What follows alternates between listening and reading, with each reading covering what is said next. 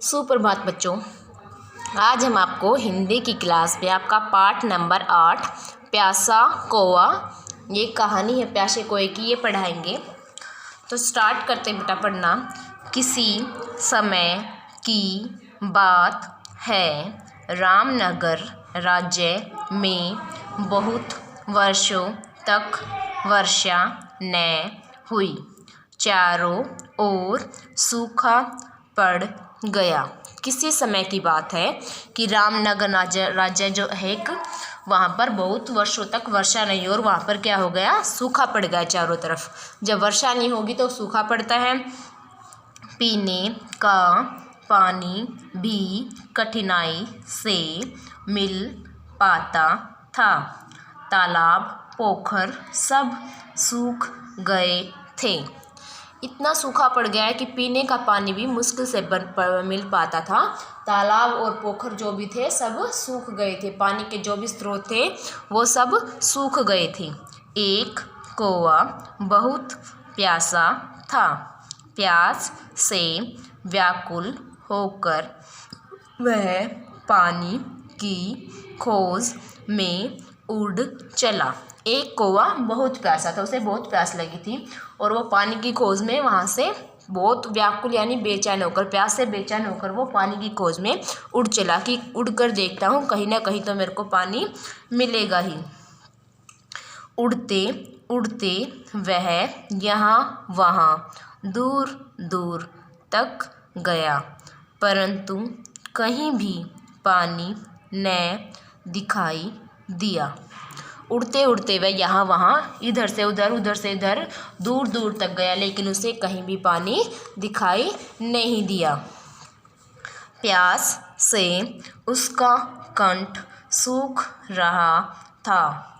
उड़ने की शक्ति भी उसमें न रही थी। प्यास से उसका कंठ सूख रहा था। कंठ यानी कि गला, प्यास के कारण उसका गला बिल्कुल सूख गया था। उसमें उड़ने की शक्ति भी, शक्ति मीन्स ताकत, उड़ने की भी ताकत उसके अंदर नहीं रही थी। प्राणों की रक्षार्थ पीने को पानी चाहिए था।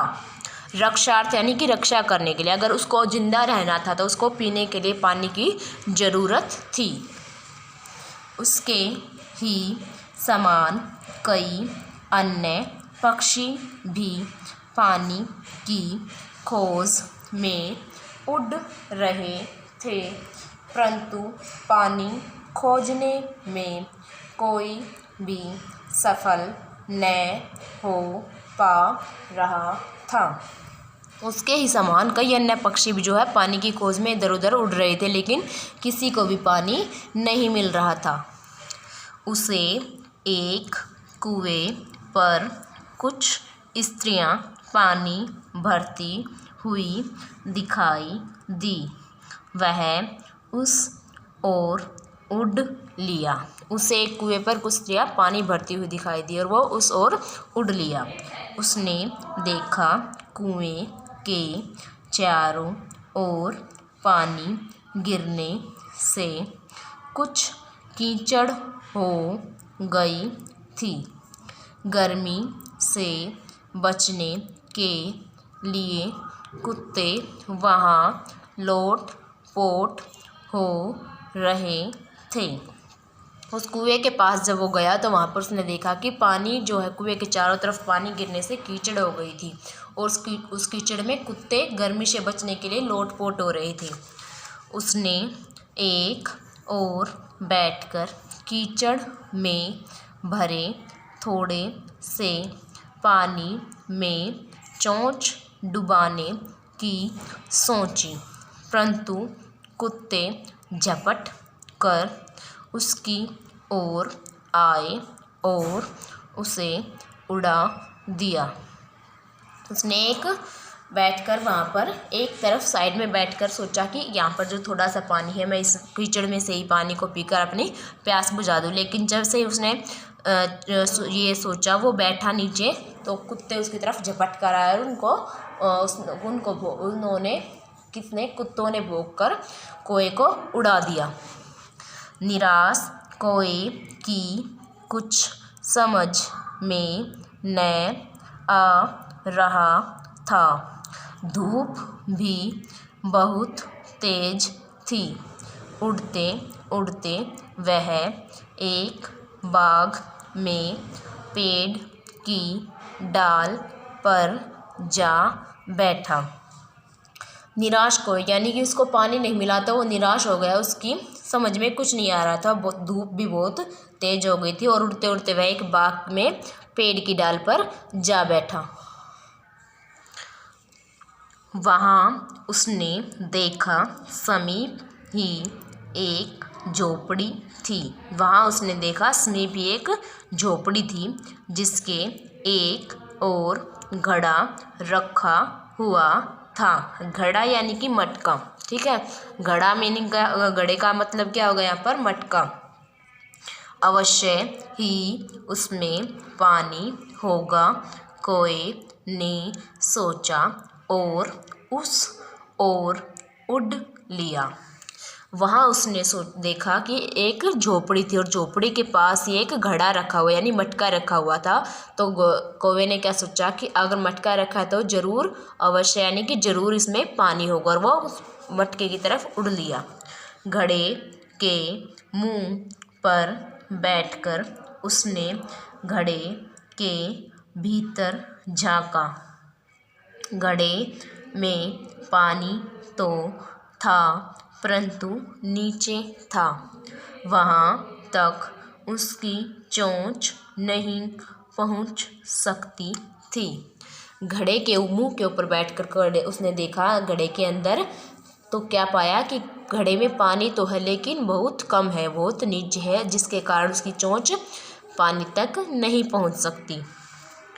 उसने सिर घुमाकर इधर उधर देखा। समीप ही कंकड़ पत्थरों का ढेर पड़ा हुआ था। उसने सिर घुमाकर इधर उधर देखा, समीप यानी पास ही कंकड़ और पत्थरों का ढेर पड़ा हुआ था। उसे युक्ति सूझ गई। युक्ति मीन्स तरकीब, उसे एक तरकीब सूझी। एक एक कंकड़ उठाकर उसने घड़े में डालना शुरू कर दिया। एक एक कंकड़ उठाकर उसने क्या किया, घड़े में डालना शुरू कर दिया। कंकड़ पानी में गिरते रहे और पानी ऊपर उठता रहा। कंकड़ पानी में गिरते रहे और पानी क्या होता रहा, ऊपर उठता रहा। थोड़ी ही देर में घड़े में कंकड़ों का ढेर लग गया और पानी ऊपर आ गया। अब कौए की चोंच पानी तक जा सकती थी। थोड़ी ही देर में जो है कंकड़ों का ढेर लग गया, कहाँ, मटके में, जो बाहर ढेर लगा हुआ था उस ढेर से उठा उठाकर कौए ने अंदर घड़े के अंदर डाल दिया उनको। और जैसे ही वो उसके अंदर जाते गए तो पानी जो है ऊपर आता गया। अब कौए की चोंच जो है पानी तक जा सकती थी। उसने जी भरकर पानी पिया। कंठ तृप्त हो जाने पर उसने उड़ान भरी और उड़ चला अपने घोंसले की ओर। उसने जी भरकर पानी पिया। कंठ तृप्त यानी जब उसका गला जो है तृप्त हो गया, कंठ मीन्स गला, जब उसकी प्यास बुझ गई तो वो उड़ चला अपने घोंसले की ओर। अपने समूह में पहुंचकर उसने सब को से अपनी युक्ति द्वारा पानी पीने की कहानी कह सुनाई।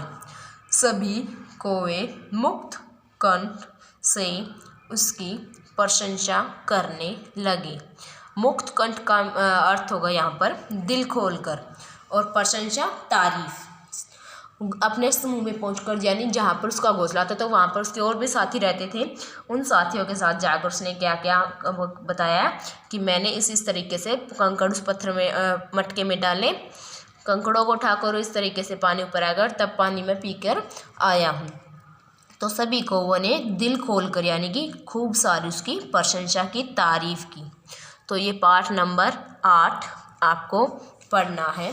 इसके शब्दार्थ, ये जो शब्दार्थ हैं इनको आपको कॉपी में लिखना और याद करना है। धन्यवाद स्टूडेंट्स।